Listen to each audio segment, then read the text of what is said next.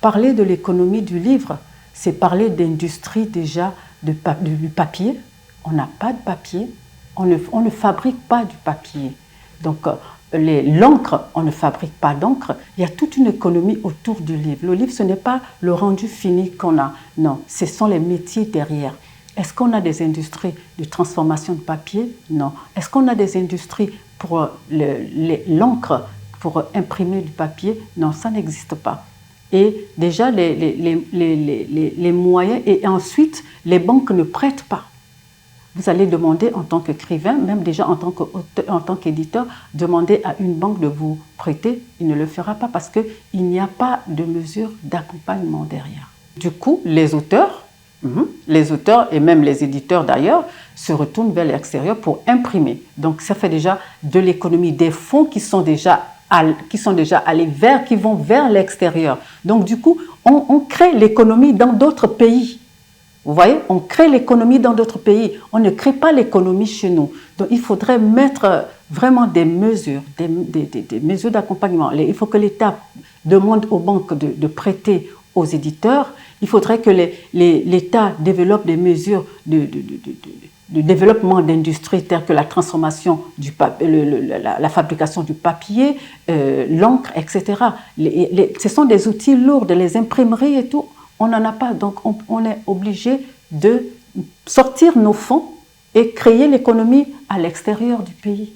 Et c'est ça c'est le grand problème qu'il y a.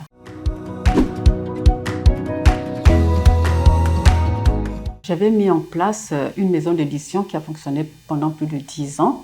J'ai créé de façon intuitive, j'ai créé des titres qui se vendaient.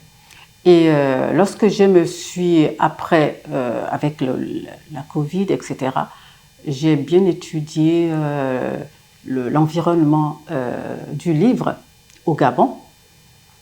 Donc, après ça, j'ai mis en place, je me suis dit, l'économie du livre, il n'y a pas d'économie du livre. Est-ce que je dois continuer en tant qu'éditrice alors que les réalités ne sont pas celles les réalités ne sont pas bonnes? Donc, quand j'ai réfléchi, j'ai dit, bon, ok, je vais mettre en place un cabinet de conseil. Donc, au lieu de mettre en société la maison d'édition, donc j'ai transformé cela en cabinet de conseil pour aider les auteurs à pouvoir vivre de leurs livres.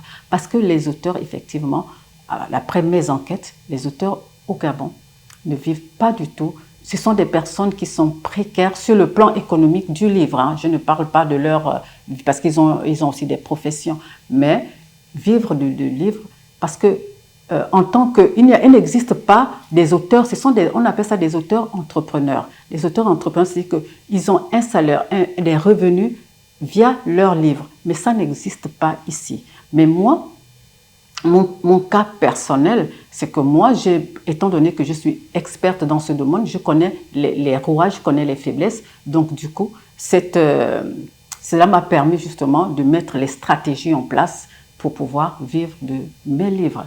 Donc, cette connaissance, cette capacité, justement, je le partage maintenant avec les auteurs que j'accompagne dans le programme Masterplan Auteur, comment vivre de son livre en Afrique. Mais avec l'étude que j'ai faite sur l'économie du livre en Afrique francophone, on ne vit pas encore du livre. Donc mes techniques, ce n'est pas théorique, mes techniques que je les partage avec les auteurs que j'accompagne.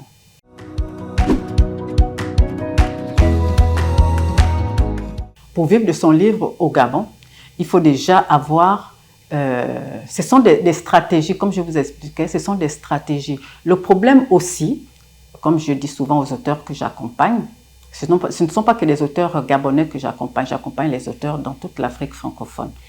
Le problème, c'est que les auteurs n'ont pas un public cible. Ils écrivent pour tout le monde et personne n'est touché. Il faudrait d'abord par exemple, dans mon programme, on doit d'abord savoir le message qu'il y a derrière leur livre. Quel est le message? Et ce message s'adresse à qui?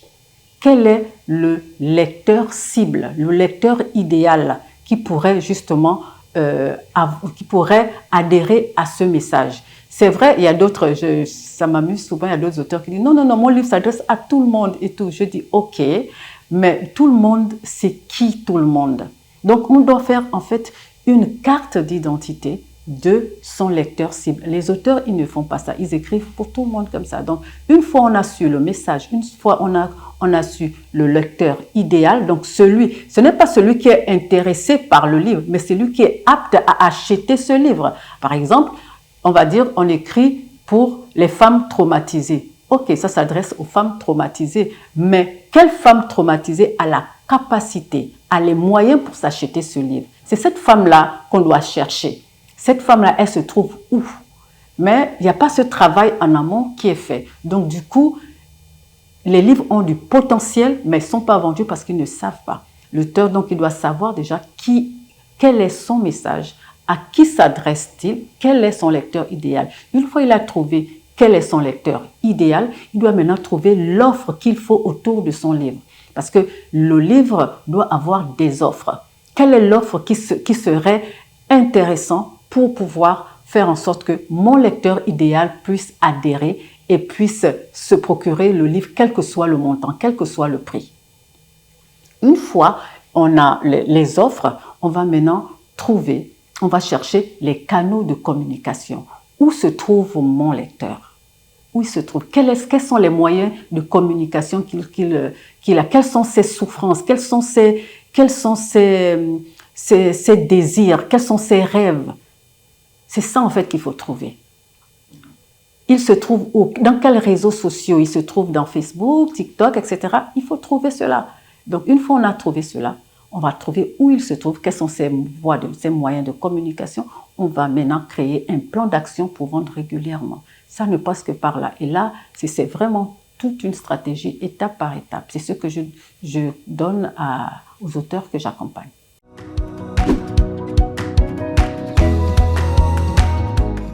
En termes d'enseignement, déjà les auteurs ont été surpris de ce qu'ils ont reçu, parce que on a souvent des croyances limitantes en fait. Ces croyances limitantes viennent souvent de notre environnement qui, eux, ne connaissent même pas les réalités du livre, les réalités des messages, les réalités des auteurs. Donc du coup, ils influent les auteurs eux-mêmes. Donc, du coup, les auteurs sont, comme tout à l'heure, qu'on me disait que pourquoi tu vas créer une maison d'édition alors que personne ne lit? Ce sont des croyances limitantes, ça. Donc, lors des ateliers, moi, je transforme ces croyances limitantes en croyances réelles, quoi. C'est pour dire que, voilà, ce qui est, les réalités, parce qu'il ne suffit pas de donner des ateliers, il faut d'abord montrer, faire l'état du lieu, voilà ce qu'il y a, pourquoi c'est là, et comment faire pour sortir de là. Et c'est là où les auteurs réalisent beaucoup de choses. Et donc, les résultats sont positifs parce que déjà, les auteurs qui étaient à l'atelier ont souscrit le programme, le Master Plan Auteur. Donc, il y a des autres qui sont en train de souscrire le programme. J'ai beaucoup plus aussi à l'extérieur, dans l'Afrique francophone, des personnes qui ont souscrit le programme d'accompagnement, le Master Plan Auteur.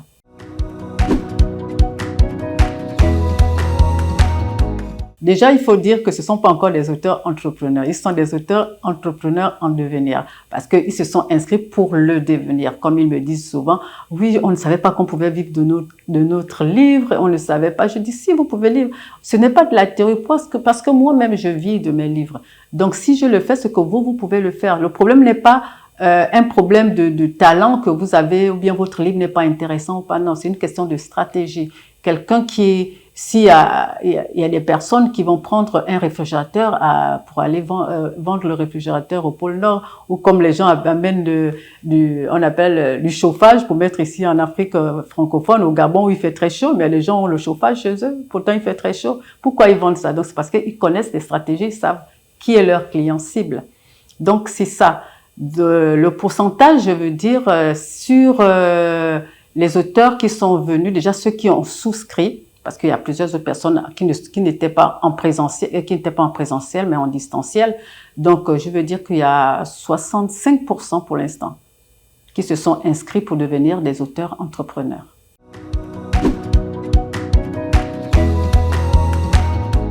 On peut vivre de sa passion. Ce n'est pas parce qu'on est passionné qu'on doit être dans la précarité. Un médecin vit de la médecine, un avocat vit du droit. Donc un écrivain doit vivre de son livre. Donc c'est possible. Il faut avoir confiance en vous. C'est aussi un manque de confiance. Dans toute chose, il faut s'imposer, il faut s'affirmer. Donc il n'y a que ça à faire. Il faudrait qu'avec votre livre, vous puissiez payer votre loyer. Avec votre livre, vous puissiez réaliser vos projets, acheter un terrain, construire une maison. Avec votre livre, c'est possible.